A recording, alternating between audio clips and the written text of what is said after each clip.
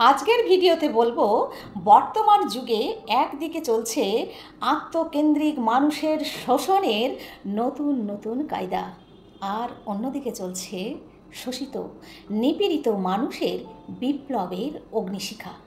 হিংসা, বিদ্বেষ, স্বার্থতায় মানুষের মন আজ ভরপুর। সর্বত্রই এবং সবার মাঝে এই জঘন্য প্রতিযোগিতা চলছে।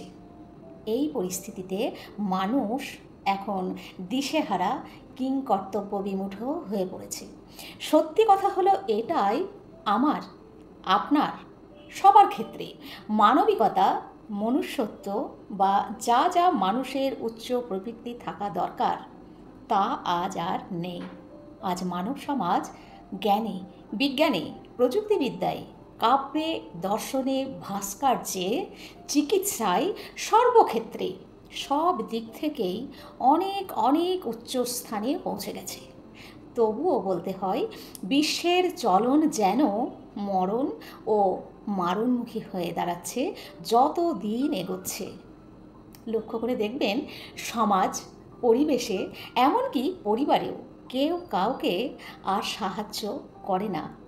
রাত্রে বিপদে পড়ে মানুষ চিৎকার করলেও পাশের বাড়ির লোক জানালা খোলে না বা কেউ ছুটে আসে না।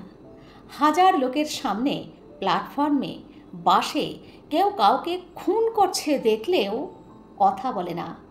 অন্যায় করে জোর দেখিয়ে কেউ ঝামেলা করলেও মানুষ চুপচাপ দাঁড়িয়ে দেখে, পাছে সে যদি অসুবিধায় পড়ে, তাই মুখ খোলে না।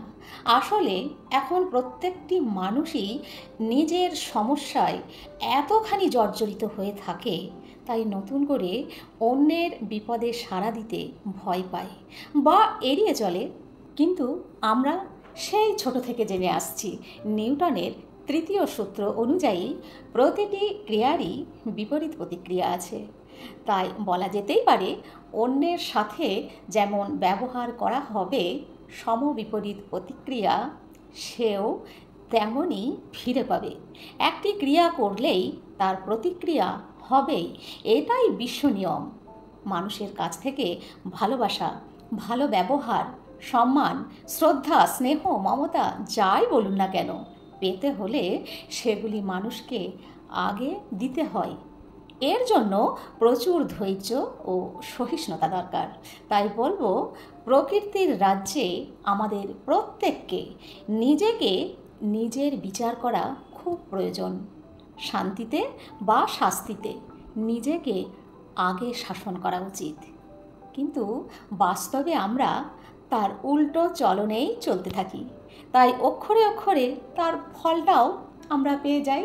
মহাপুরুষেরা তাদের দিব্য সংকেত শুনিয়েছেন, বলেছেন, তুমি যদি কারোর জন্য ব্যস্ত না হও, উদ্গ্রীব না থাকো, চরিত্রে সক্রিয়তায় যদি না ফুটে ওঠো, করার আকাঙ্ক্ষা কারোর অন্তরে থাকলেও কাজে সক্রিয় হয়ে উঠবে না।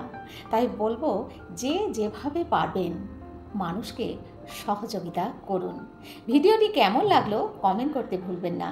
যদি ভালো লাগে বন্ধুদের মাঝে শেয়ার করে ছড়িয়ে দিন। আর ভালো থাকুন সব সময়।